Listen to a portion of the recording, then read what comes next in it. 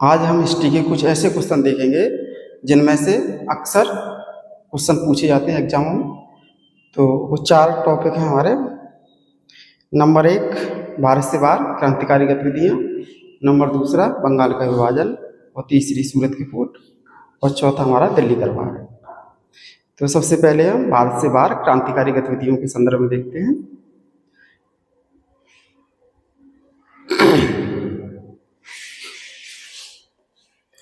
श्याम जी कृष्ण वर्मा थे, उन्होंने 1905 में इंडियन होम रूल सोसाइटी की स्थापना लंदन में की थी और यहाँ से इंडियन सोशलिस्ट नामक पत्र निकालते थे। और यहीं पर इन्होंने लंदन में ही श्याम जी कृष्ण वर्मा ने इंडिया हाउस की स्थापना की थी। और इंडिया हाउस से 3 भारतीय जुड़े हुए थे, बी.डी. सावरकर, लाला हरदयाल और मदन लाल ढींगरा। 1909 में भारत सचिव रहे विलियम कर्जनवाइली को मदन लाल ढींगरा ने गोली मार दी और इसी संदर्भ में मदन लाल ढींगरा को 1909 में फांसी की सजा दी गई थी। बी.डी. सावरकर को 1910 में भारत लाया गया और इन पे नासिक षड्यंत्र केस में मुकदमा चलाया गया। और बी.डी. सावरकर ने first war of Indian independence day लिखी है और 1937 से 1942 तक हिंदू महासभा के अध्यक्ष रहे थे।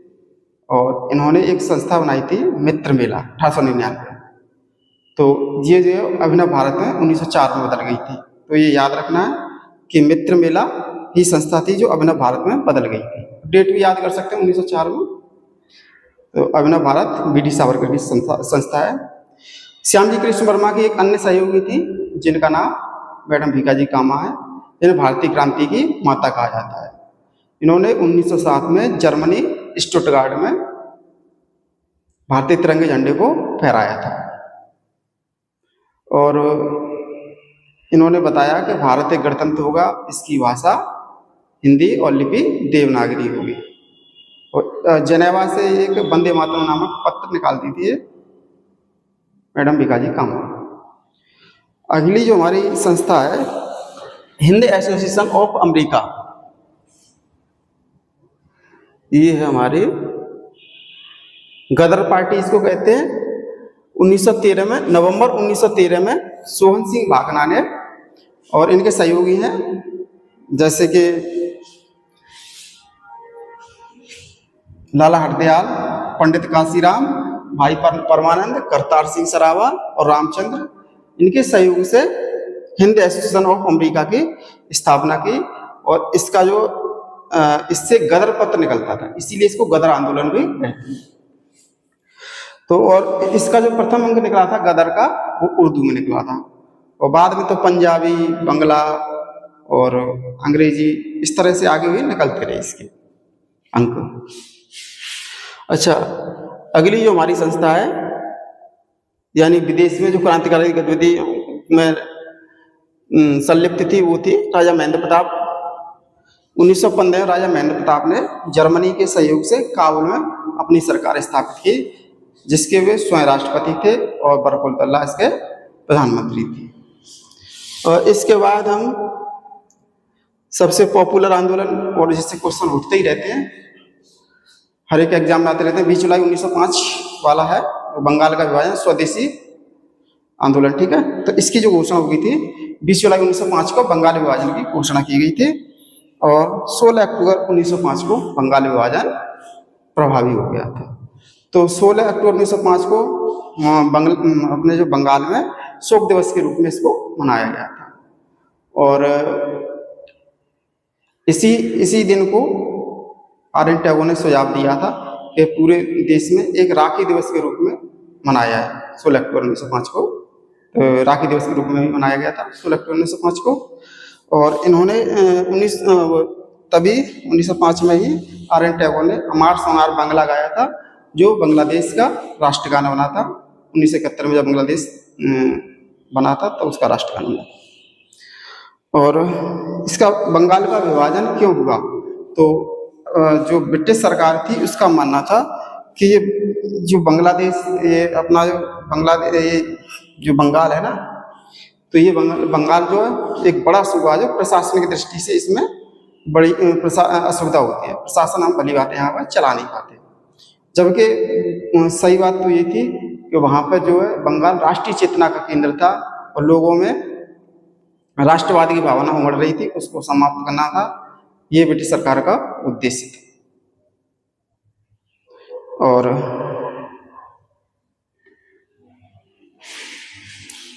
जो इसका जो विभाजन था वो इस तरह से किया था, एक तरफ तो पूर्वी बंगाल, असम, ढाका, चटगांव राजशाही थे, और इधर साइड में पश्चिम बंगाल, बिहार, उड़ीसा ये थे, ठीक है। और इसकी जो आबादी थी 7,85,00,000 थी। उस समय के भारत की 1/4 आबादी यहाँ पर रहती थी, तो एक बड़ा सूबा था ये बंगाल।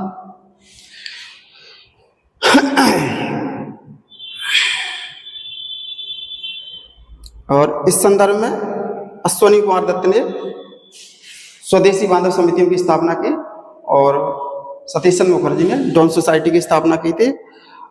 वो इस समय जो है एक कालाट थे, उन्होंने सर्कुलर पत्र जारी किया था कि जो भी जिन भी स्कूलों में बच्चे क्रांतिकारी गतिविधियों में लिप्त पाए जाते हैं तो ऐसे स्कूलों की मान्यता समाप्त कर दी जाए। इस संदर्भ में भारतीयों ने एंटी सर्कुलर सोसाइटी की स्थापना की थी, एंटी सर्कुलर सोसाइटी। अच्छा, अगला जो तो हमारी संस्था है, तो ये जो है अवनीनाथ टैगोर है, इन्होंने जो है भारतीय चित्रकला थी उस पर से विदेशी प्रभुत्व को नकारा और अपनी जो मुगल चित्रकला थी, राजपूत चित्रकला थी, इस पर विशेष बल दिया। और Indian society of oriental art के प्रथम छात्रवृत्ति नंदलाल बोस को दी गई थी। बंगाल में केमिकल एवं फार्मास्यूटिकल की स्थापना पीसी राय ने की थी। और इस समय जो है हम बंगाल में देखते हैं तो स्वदेशी का नारा दिया गया, स्वदेशी और आत्मनिर्भरता का। तो महिलाओं ने विदेशी चूड़ियां पहनने से पूरी तरह मना कर दिया था और महंत होते थे, उन्होंने बताया कि ये जो हम प्रसाद नहीं लेंगे क्योंकि इसमें चीनी मिली होती है जो विदेशों से बनी होती है। तो इस संदर्भ में भी महंतों ने विदेशी प्रसाद को नकार दिया था। तो और धोबियों ने विदेशी कपड़े धोने से मना कर दिया था, यानी विदेशी वस्तुओं का पूरी तरह से बहिष्कार किया गया था। इस आंदोलन में महिलाओं ने बढ़ चढ़कर भाग लिया था और किसान और नीचे के तबके के लोग इसमें नहीं जुड़ सके थे। अच्छा, कहाँ किन किन नेतृत्व किया था उसको भी एक बार देख लेते हैं। जैसे दिल्ली में सैयद हैदर रजा खां कर रहे थे, मद्रास में इसका नेतृत्व चिदम्बरम पिल्ले कर रहे थे, पंजाब में लाला लाजपत राय और बंबई और पुणे में तिलक और उनकी पुत्री केतकी कर रही थी। इसके बाद 1907 में सूरत की फूट आती है हमारी। तो 1907 से पहले 1906 की घटना हम देख लेते हैं। 1906 में तो इस 1906 में जो राष्ट्रवादी थे और नरमपंथी थे, इनमें झगड़ा सामने आ गया। राष्ट्रवादी यानी गर्मपंथी और नरमपंथियों में दोनों में झगड़ा खुलकर सामने आ गया था। तो राष्ट्रवादी यानी तिलक चाहते थे स्वदेशी, विदेशी बहिष्कार, राष्ट्रीय शिक्षा और स्वशासन जैसे चारों प्रस्तावों को कांग्रेस स्वीकार कर ले और लाला लाजपत राय को इसमें अध्यक्ष बनाया जाए। जबकि नरमपंथी दादाभाई नौरोजी को 1906 में अपना अध्यक्ष बनाने में कामयाब हो गए। तो कलकत्ता में 1906 में दादाभाई नौरोजी अध्यक्ष थे, ये याद रखना आपको। 1906 में कलकत्ता अधिवेशन में दादाभाई नौरोजी अध्यक्ष बने थे। 1907 में फिर गर्मपंथियों को ये लगा कि ये स्वदेशी और विदेशी बहिष्कार, राष्ट्रीय शिक्षा और स्वशासन इनको जो है कमजोर करना चाह रहे हैं ये नरमपंथी। तो फिर थोड़ी सी झगड़ा यहाँ पे दिखा और यहाँ पर सूरत के 2 फाड़ हो जाते हैं। और फिर तिलक ने वही कहा कि मैं लाला लाजपत राय को अध्यक्ष बनाना चाहता हूँ, पर नरमपंथियों ने रास बिहारी घोष को अपना अध्यक्ष चुना और वो अध्यक्ष बने। तो 1907 में सूरत की फूट के अध्यक्ष रास बिहारी घोष थे, ठीक है। और अगला हमारा है दिल्ली दरबार।